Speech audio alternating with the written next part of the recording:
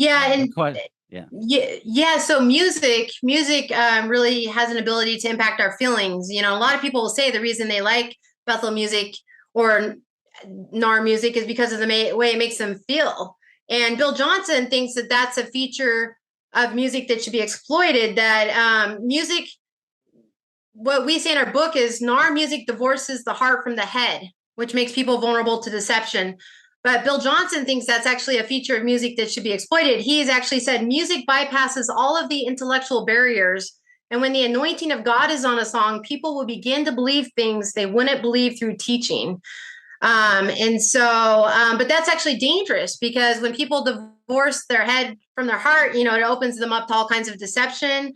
And you can have half-baked ideas or false ideas that get through. And you know, a lot of times people will go home and forget the sermon right after the pastor preached it, but the music is going to be in their head all week. The tunes are catchy. And so really what we say in our book is worship songs are the catechism of today's church. And I think churches really need to be careful about the songs they choose and that they're not just choosing what's trendy and what's number one on K-Love right now, you know, but that are at the top of the Spotify playlist, you know, but that they're really choosing lyrics very carefully because, as you said, you know, theology is taught through the music in a very powerful way. Yeah, some practical advice to, you know, pastors, church leaders. We have a lot of them listen. Also Bible teachers.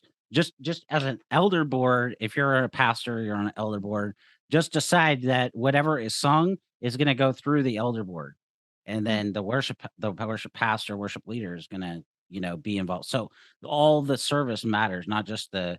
We often think, I think a lot of pastors think, well, it just matters what's preached from the pulpit, and then we miss the fact that actually what's sung is the response, right, to the preached word, or it's preparing our hearts for the preached word, and then we're responding in song, and that's just as important. And that I think is often missed as well in I the agree.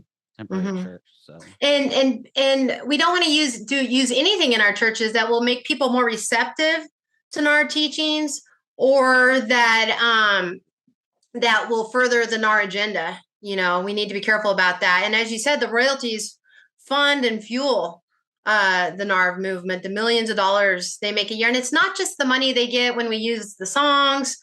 You know, it develops a taste for the music in the people in the church, and then they go out and buy the albums, they attend the concerts. So it's really funding an entire industry.